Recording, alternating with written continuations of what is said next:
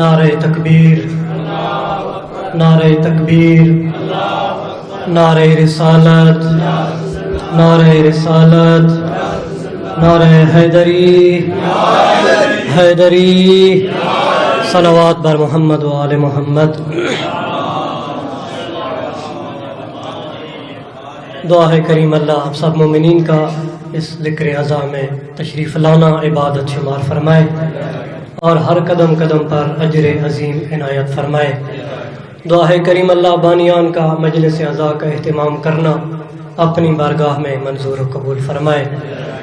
اس ذکر اعزا کا ثواب بانیان کے جملہ مرحومین، مولانا صاحب کے والد مرحوم، بھائی ظفر اقبال کے والد مرحوم اور بھائی صغیر عباس کے گھر کے جملہ مرحومین کے نام اعمال میں درج فرمائے۔ بھائی صغیر عباس کے گھر میں خیر و برکت عنایت فرمائے، ان کے رزق حلال میں وسعت اور برکت عنایت فرمائے۔ ان کے گھر میں جتنے پریشان حال ہیں، بیمار ہیں، مجلس اعزا کے صدقے، امام حسین علیہ الصلوۃ والسلام کے صدقے ان کو شفاء کاملہ و عاجلہ عنایت فرمائے۔ ان تمام دعاؤں کی قبولیت کے لیے صلوات۔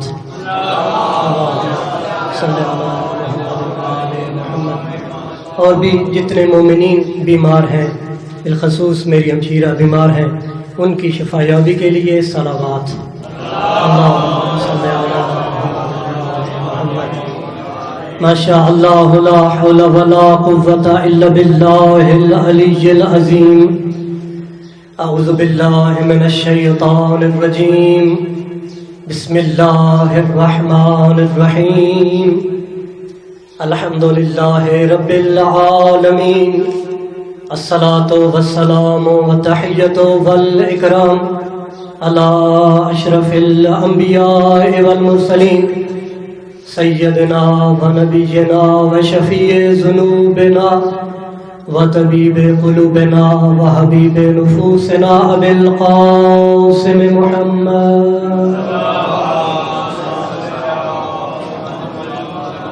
وآلہ الطیبین الطاہرین المعصومین الذین اذهب اللہ عنہم الرجس وطہرہم تطہیرا۔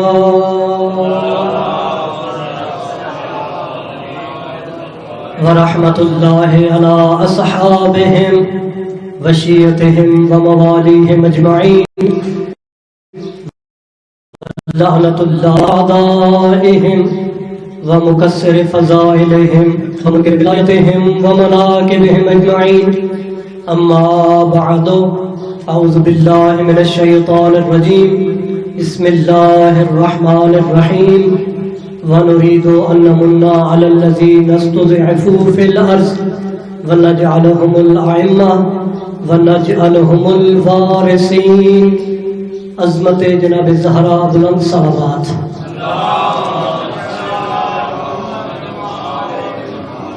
تمام تعریفیں اس پروردگار کے لیے کہ جس نے ہمیں خود تک پہنچانے کے لیے علی جیسا رہبر عطا فرمایا، اور وہ علی لاکھوں درود و سلام اللہ کے اس ولی پر کہ جو اللہ کی بارگاہ میں جھک کر یہ کہتے ہوئے نظر آتا ہے کہ پروردگار میں تیری عبادت جنت کے لالچ میں نہیں کرتا، پروردگار میں تیری عبادت جہنم کے خوف کی وجہ سے نہیں کرتا، بلکہ فرماتا ہے پروردگار علی تجھے اس لیے جھکتا ہے کہ تو ہے ہی لائق عبادت۔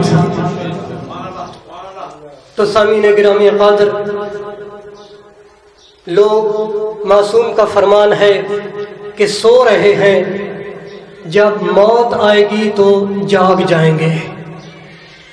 جملے پہ ذرا توجہ کیجئے، امام علیہ السلام فرماتے ہیں لوگ سو رہے ہیں، جب لوگوں کو موت آئے گی تب لوگ جاگ جائیں گے۔ تو ہمیں اس سے پہلے کہ موت آ کر جگائے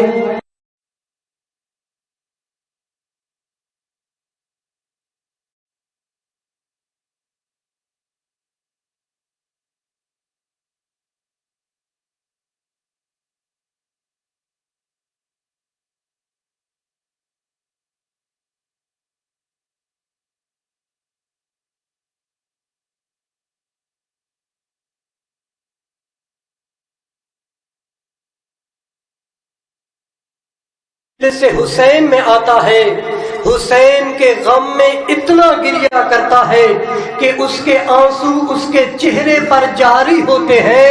معصوم فرماتے ہیں جنت اس پر واجب ہو جاتی ہے، قطعی طور پر وہ جنت میں جائے گا۔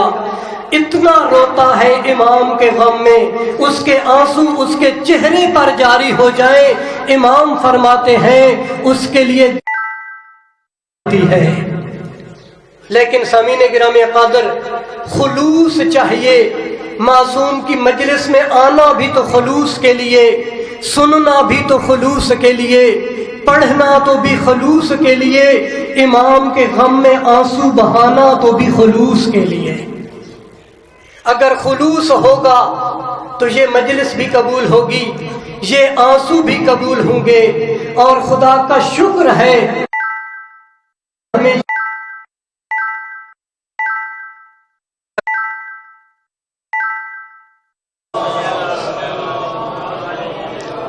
سامعین گرامی قدر،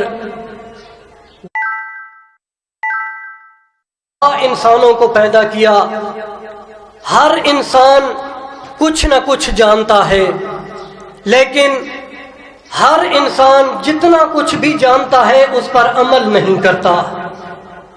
جو بھی ہے وہ اگر 50% جانتا ہے تو زیادہ سے زیادہ 20-30% اس پر عمل کرتا ہے۔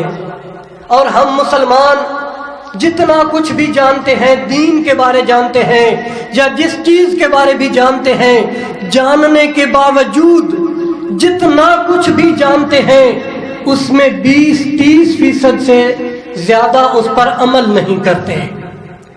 اور صرف یہ مسلمان نہیں بلکہ غیر مسلم بھی ایسے ہیں کہ جو جاننے کے باوجود اور جانتے بھی ہیں کہ یہ بات ہمارے لیے فائدہ مند ہے، لیکن اس کے باوجود اس پر عمل نہیں کرتے۔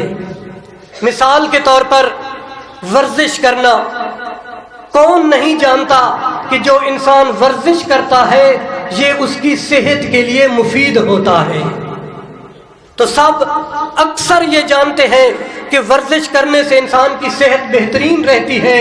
تو مجھے بتائیے، کیا ورزش صرف مسلمان نہیں کرتے یا غیر مسلم بھی ہیں جو ورزش نہیں کرتے؟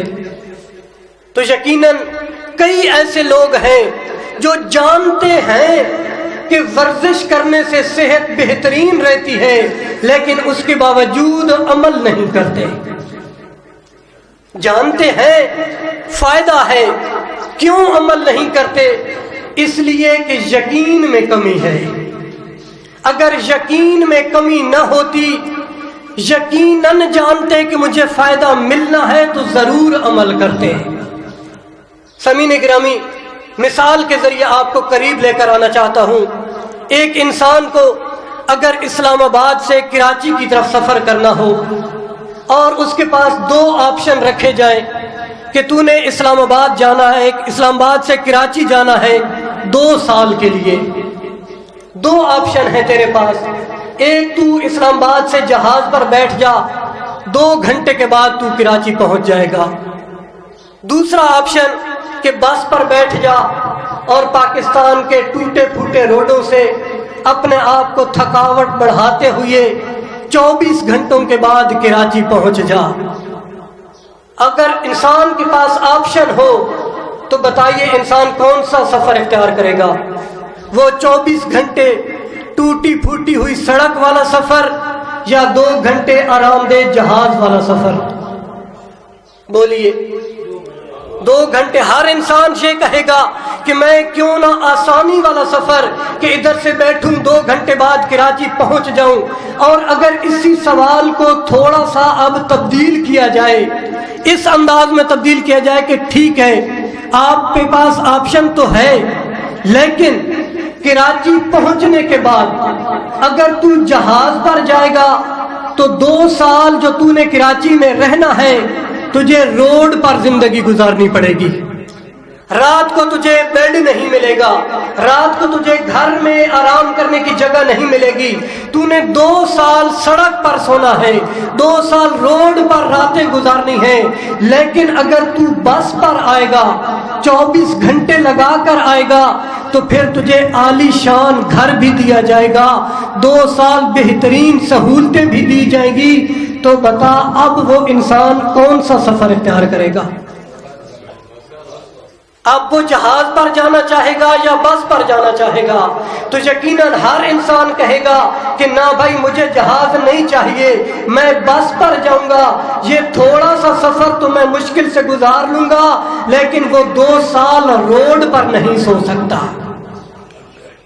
صلوات پڑھے محمد و آل محمد۔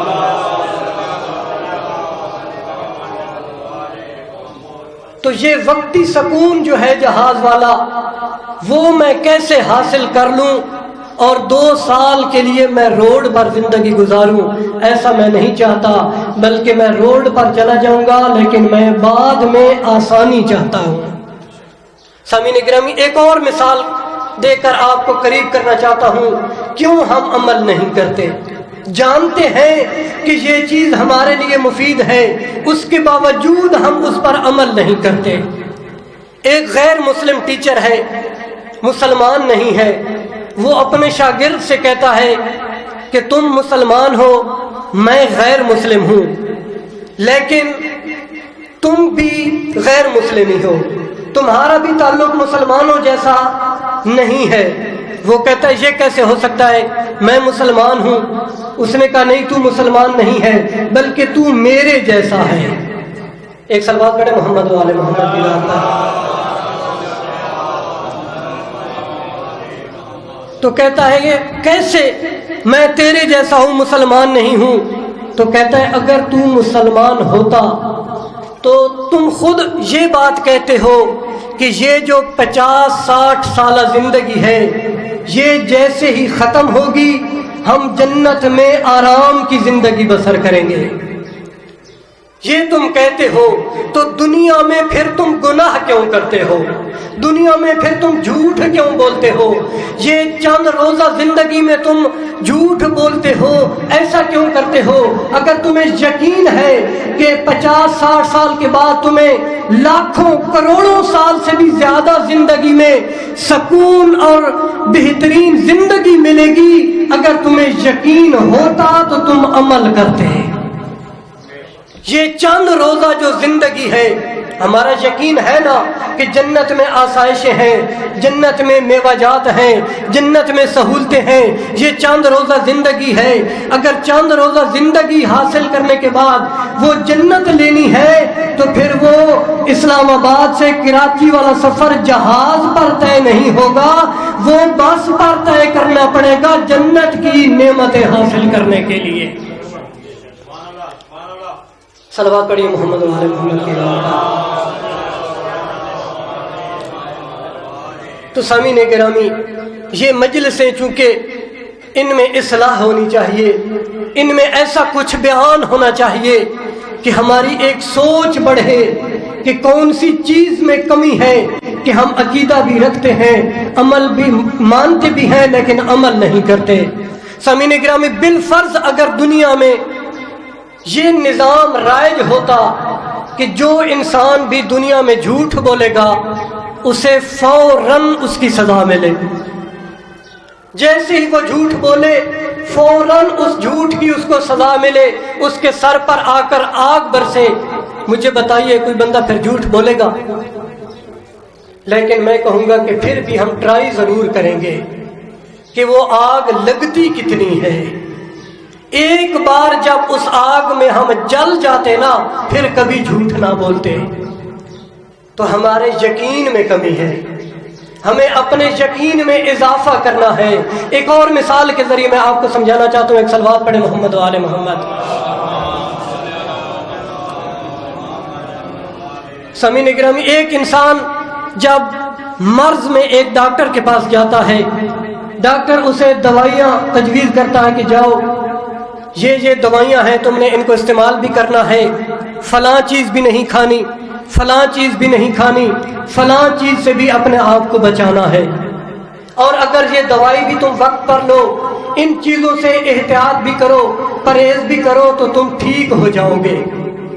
وہ واپس آئے اور اگر ڈاکٹر نے منع کیا ہو کہ بھائی آپ نے گوشت بھی نہیں کھانا، آپ نے پلاؤ بھی نہیں کھانا، آپ نے فلاں فلاں چیزیں نہیں کھانی، اور کچھ ایسا بھی کہہ دے جو ہمیں بہت زیادہ پسند ہو، جس کے بغیر ہم رہ ہی نہ سکتے ہوں کہ نہیں بھائی یہ تو میں نے کھانا ہی کھانا ہے، تو اگر ڈاکٹر کی بات پر یقین ہوا، عقل مند ہوا، تو میں کہوں گا نہیں میں نہیں کھاؤں گا، چاہے مجھے یہ چیز پسند ہے، لیکن ڈاکٹر نے کہا ہے صحت چاہتا ہے تو دوائی بھی لے اور اس چیز سے بھی اپنے آپ کو بچا لے۔ تو چونکہ مجھے اب ڈاکٹر پر یقین ہے تو میں دوائی بھی لوں گا اور اپنے آپ کو اس چیز سے بھی، اس کھانے کی چیز سے بھی بچاؤں گا، کیونکہ مجھے ڈاکٹر پر یقین ہے کہ یہ میرے فائدے کے لیے کہہ رہا ہے۔ اس میں ڈاکٹر کا فائدہ نہیں ہے کہ چاول میں نہ کھاؤں گا تو ڈاکٹر کو فائدہ ملے گا، بلکہ ڈاکٹر میرے فائدے کے لیے کہہ رہا ہے۔ اگر مجھے یقین ہوگا تو میں اس پر عمل کروں گا، اور اگر ڈاکٹر پر یقین نہ ہوا تو پھر میں یہی کہوں گا کہ مجھے ڈاکٹر پر یقین ہی نہیں ہے، بس ٹھیک ہے، کبھی دوائی لی، کبھی دوائی نہیں لی، کبھی پرہیز کی، کبھی پرہیز نہیں کی۔ تو صحت دینے والا تو خدا کی ذات ہے، لیکن اس نے ہی فرمایا ہے کہ جب تم بیمار ہو جاؤ علاج بھی کراؤ اور پرہیز بھی کرو۔ ایک صلوات پڑھیے محمد و آل محمد۔ تو سامعین گرامی، عمل نہ کرنے کی وجہ یقین میں کمی ہے۔ اگر یقین عروج پر ہو تو پھر ہو ہی نہیں سکتا کہ انسان اس پر عمل نہ کرے۔ ایک صلوات پڑھیے محمد و آل محمد کی ذات پر۔ آیت اللہ بہجت رحمت اللہ علیہ، بہت بڑی عظیم ہستی جو اس دنیا سے تشریف لے گئی، اللہ ان کے درجات بلند فرمائے۔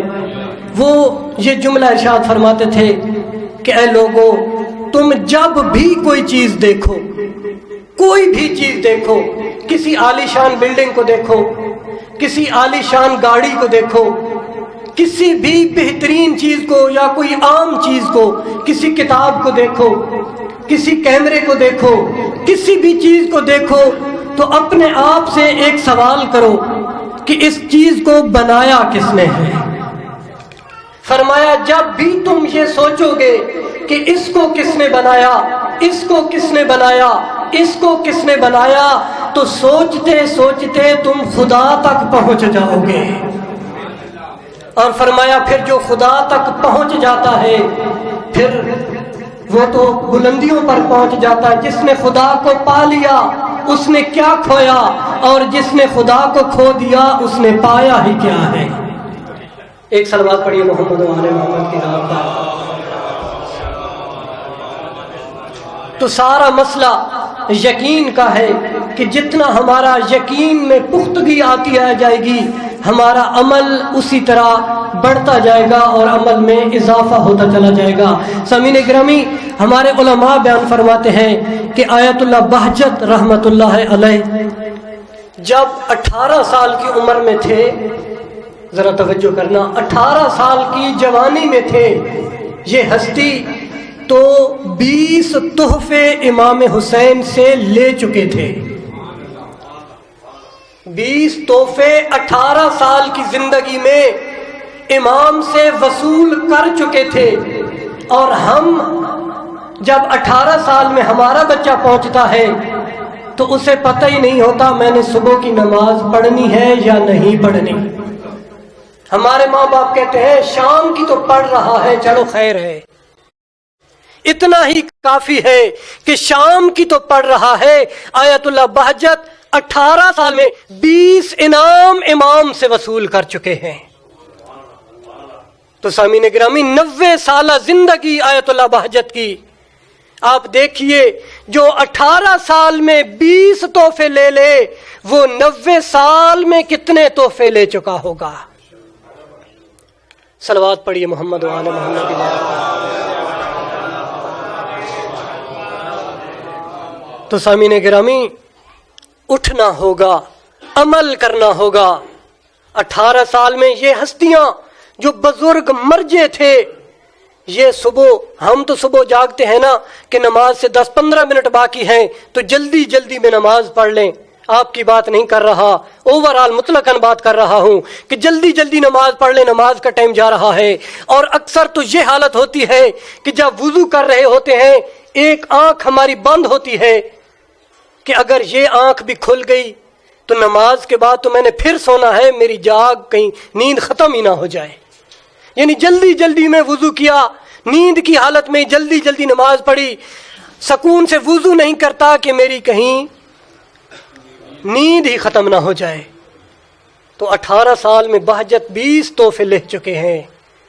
تو سامعین گرامی، کچھ حاصل کرنے کے لیے کچھ کرنا پڑے گا، یقین کی منزل تک پہنچنے کے لیے کچھ کرنا پڑے گا.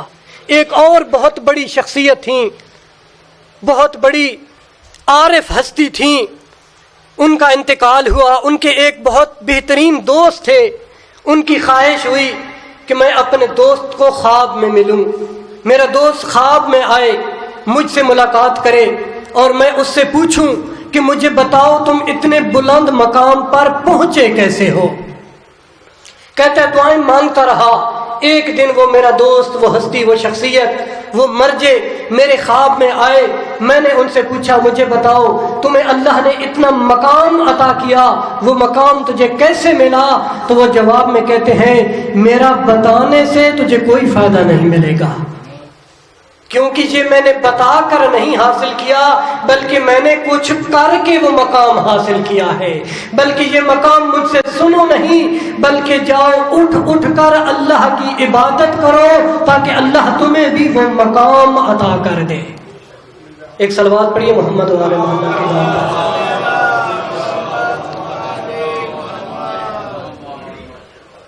تو سامعین گرامی، کیا ہمارا یقین نہیں ہے، کیا ہمارے یقین میں کمی ہے کہ ہم عمل میں کوتاہیاں کرتے ہیں؟ نہیں، ہمارا یقین کہیں کہیں پر کمی بھی ہے، لیکن کچھ ایسی بھی عبادتیں ہیں کہ جن میں ہمارا یقین انتہا کی بلندیوں کو پہنچا ہوا ہے. کون سا وہ یقین؟ یہی مجلس عزا جو اللہ نے ہمیں تحفہ دیا ہے. سامعین گرامی، اپنا 1400 سال کے بعد بھی اپنا آرام سکون چھوڑ کر ہر سال ہر مجلس میں، دن ہو یا رات، گرمی ہو یا سردی، مجلس میں آ جاتے ہیں، امام کے غم میں رونے کے لیے آ جاتے ہیں. تو یہ یقین ہے یا ویسے آ جاتے ہیں؟ یہ یقین کی بلندیوں پر موجود ہے، اس لیے ہم آ جاتے ہیں کہ یہ ایسی عبادت ہے کہ جس عبادت کے ذریعے اللہ ہمیں جنت عطا کرے گا، جس عبادت کے ذریعے اللہ ہمارے گناہوں کو معاف کرے گا. ہم شفا لینے کے لیے بھی اسی دروازے پر آ جاتے ہیں، ہم رزق میں برکت کے لیے بھی یہاں ہی آ جاتے ہیں، ہم اپنی شرعی حاجتوں کے لیے اس دروازے پر آتے ہیں. تو یہ یقین ہے یا یقین نہیں ہے؟ تو یقیناً سامعین گرامی، یہ یقین کی انتہا ہے کہ ہر سال ہر مجلس میں اپنے آرام سکون چھوڑ کر مجلس عزا میں آتے ہیں کہ ہم یقین رکھتے ہیں. ایک صلوات پڑھے محمد و آل محمد.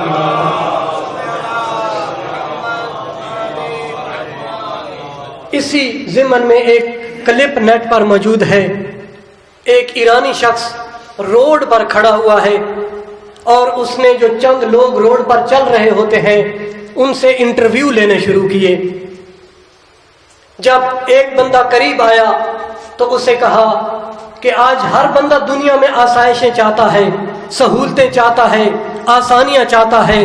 تو انٹرویو لینے کے بعد کہتا ہے، اپنے جیب سے ایک چیک نکالتا ہے، سائن شدہ چیک، اسے دے کر کہتا ہے کہ یہ چیک ہے، سائن میں نے کر دیے ہیں، اپنی مرضی کی رقم اس کے اوپر لکھو، جتنی رقم تجھے چاہیے دنیا میں. تو کسی نے کہا کہ مجھے 10 لاکھ چاہیے، کسی نے کہا یار مفت میں مل رہی ہے کیوں نہ کروڑ لکھیں، کسی نے ملین، کسی نے بلین، بہت سارے لوگ اسی طرح لکھتے رہے. تو اس نے کہا چیک سائن شدہ ہے، جاؤ یہ پیسے لے جاؤ، اور اپنی سکون والی زندگی بسر کرو، گھر لو، گاڑیاں لو، دنیا گھومو، جتنا بھی لکھنا چاہتے ہو لکھ لو۔ جب بہت سارے لوگوں سے اس نے وہ چیک لکھوا لیا ان کی اپنی مرضی کا، تو پھر کہا کہ اب اس نے اپنے پرس سے، اپنے بیگ سے ایک پرچہ نکالا، تو پرچہ ان سب کو تھمایا، کہا کہ اس پرچے کو پڑھو، اور پڑھنے کے بعد اس پرچے پر تم نے سائن کرنے ہیں۔ چیک تمہیں سائن شدہ مل چکا ہے، اب اس پرچے کو پڑھو اور اس کے نیچے سائن کرو اور جاؤ۔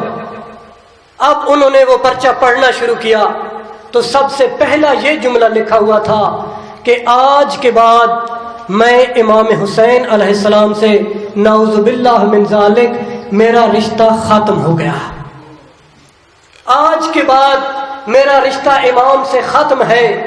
میں نے جتنی بھی مجلسیں سنی ہیں، پڑھی ہیں، شرکت کی ہے، اس کا اجر مجھے نہیں چاہیے۔ میں نے جو ماتم کیا ہے، میں نے جو عزاداری کی ہے، میں نے جو سبیلیں لگائی ہیں، امام کے نام پر جو کچھ بھی میں نے کیا ہے، اس کا اجر مجھے نہیں چاہیے۔ اس پرچے پر سائن کرو اور اماؤنٹ لے جاؤ۔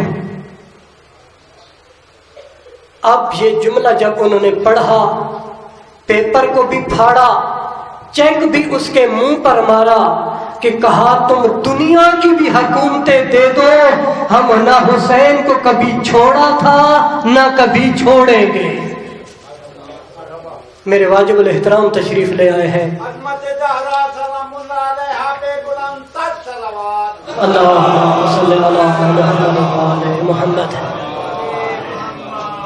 تو یہ یقین کی بلندیوں پر ہے، جتنا بھی بیلنس دے دیا جائے حسین کا ذکر تو نہیں بیچ سکتے، حسین کے ذکر میں رونے والے آنسو تو نہیں بیچ سکتے۔ ساروں نے جتنے بھی وہ چیک سائن کرنے والے تھے، چیک پھاڑ کر اس کے منہ پر پھینکا کہ ہمیں تیری دولت نہیں چاہیے، ہمیں حسین چاہیے۔ تو سامعین گرامی، وہ تو ایرانی تھے، میں کہتا ہوں اگر وہ پاکستانی کوئی ہوتا تو کیا ہم بھی ایسا کرتے؟ ہم تو ایک مجلس میں بھی کہتے ہیں کہ بھائی اتنے پیسے دو گے تو امام کا ذکر کروں گا، تو کہ یہ سودا نہیں ہو جاتا، کیا یہ طے نہیں ہو جاتا؟ تو اللہ نے یہ جو تحفہ ہمیں بھی عطا فرمایا ہے، اس تحفے کی قدر کیجئے۔ فمینی یہاں پر ہمارا یقین بلندیوں پر ہے، لیکن باقی جگہ پر ہمارے یقین میں کمی ہے، جس وجہ سے ہمارے عمل میں کمی ہے۔ ایک صلوات پڑھیں محمد و آل محمد کی ذات پر۔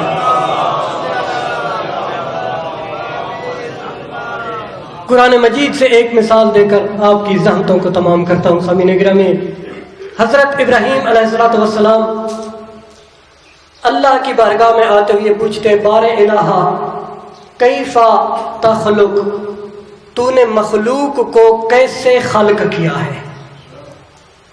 توجہ فرما رہے ہیں، حضرت ابراہیم پوچھتے بار الہ کیف تخلق، کیسے خلق کیا ہے؟ مانتا ہوں، جانتا ہوں کہ خلق تو نے ہی کیا ہے۔